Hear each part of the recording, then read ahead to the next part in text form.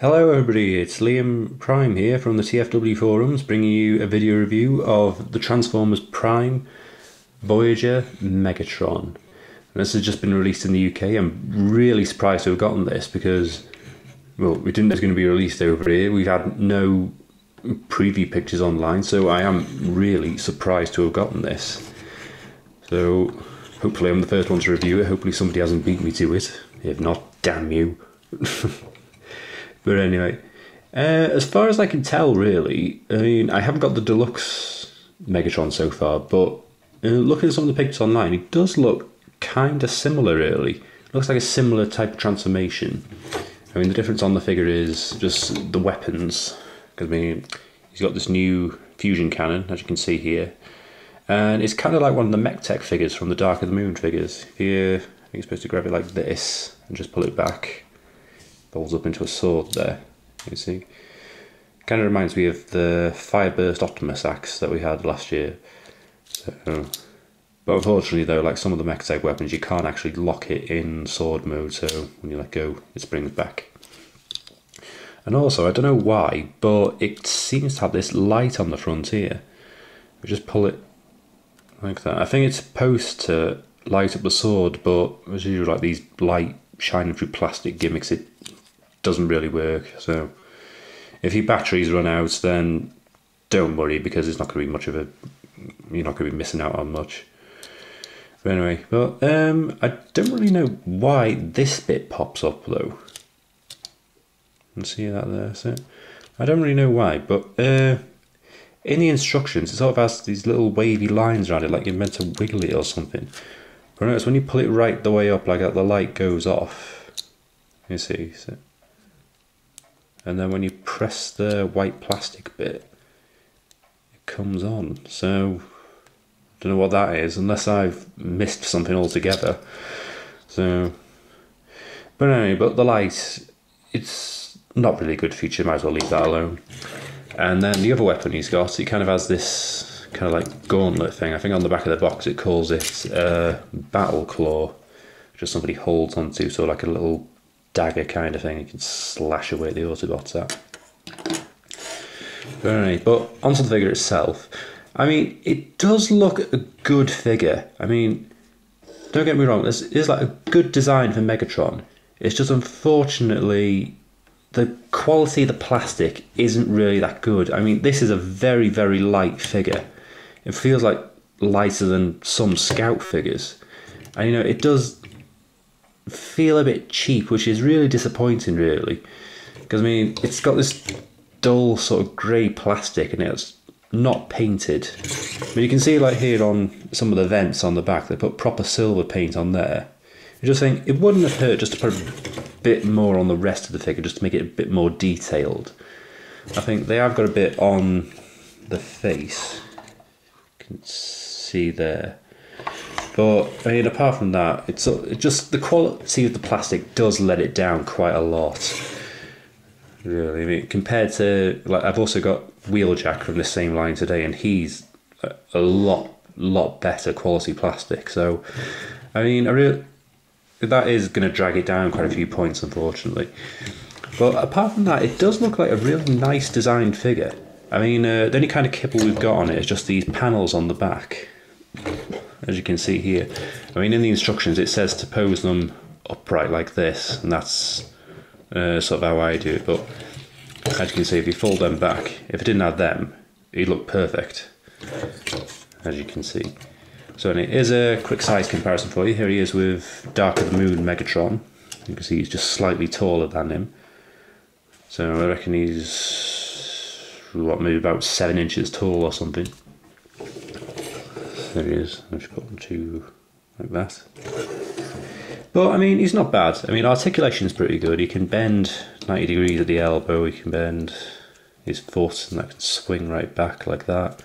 Twist it around, and then put the fusion cannon back on his arm. You can get some good Unfortunately, the shoulders do get a bit in the way, so I have to point them up like that. But you can get some good poses of him, like pointing his fusion cannon.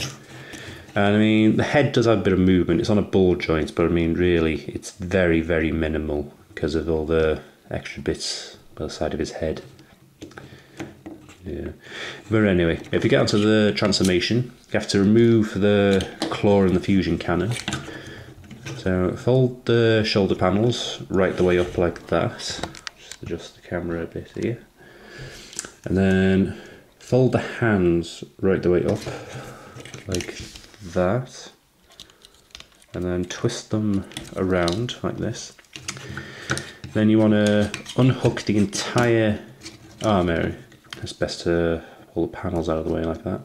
Pull it right up like that. And you can see the small square hole there and a peg there. That's what actually holds the backpack together. So it's not going to be loose and flapping about. It will hold together pretty well. But you fold that right the way up. Pull the chest panels down like that. And then fold it right the way up there.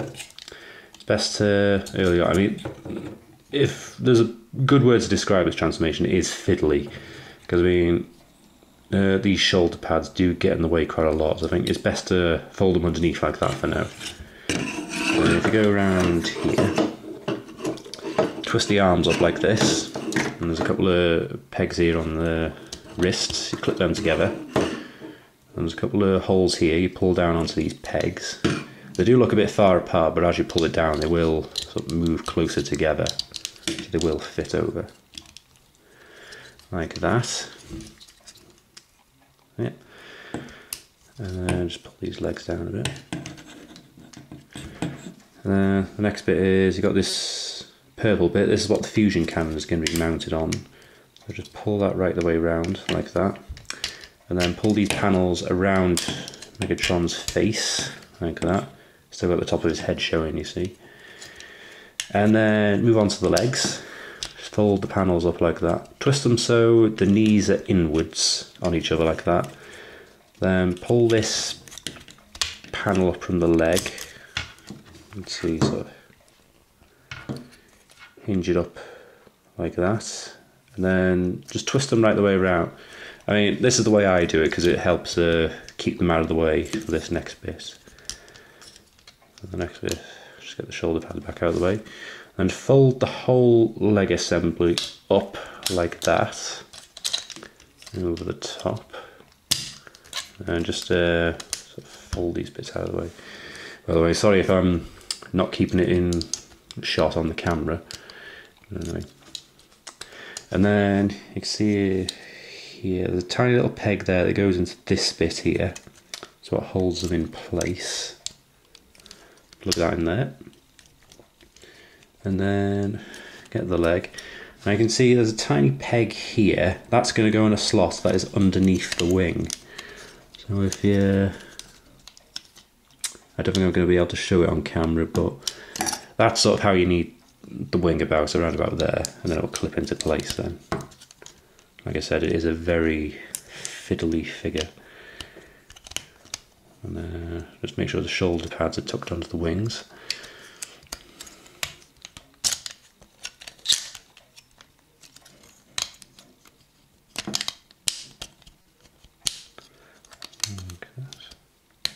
There it is. Tuck that down under there. Like I said, a very fiddly figure. There it is.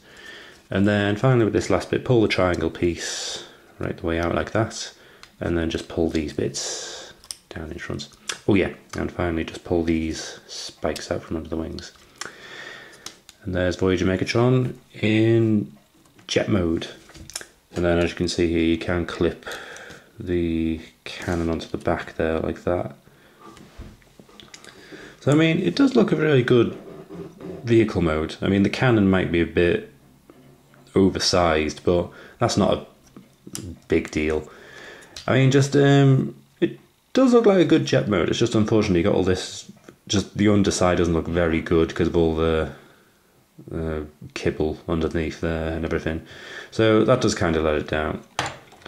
But on the whole, it's not bad. I mean, I'll show you a quick size comparison here. There he is with classic Starscream. You can see there, sort of, his wingspan is quite big. I mean, he's almost the whole length of a classic Starscream figure, so you can tell he's definitely meant to be a Voyager. So, I don't know, yeah, just show him from the side. There he is.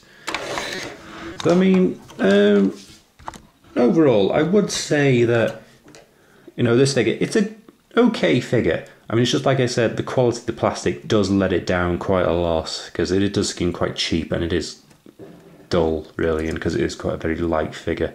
But I mean, yeah, I would keep this over the deluxe figure, because I mean, I think Megatron should be a bigger figure. But for now, if you're going to buy some Transformer Prime figures, get some of the others first. Maybe leave this one till later on. Maybe, you know, if you're not that desperate to get Megatron, maybe wait until like a few months from now when the prices come down a bit, or there's some special offers on or whatever. Because I mean, he's not bad, but there are definitely some better figures you could get. I think overall, out of a score of 10, I'd probably give Megatron maybe about a 6 or 7, just because of, like I said, the quality of the plastic and the dullness and things. It does let it down quite a bit. But, you know, like I said, still not bad. It's not a bad looking jet mode, good looking robot mode. So, there you have it. There's my first review. Let me know what you think. I'll see you next time.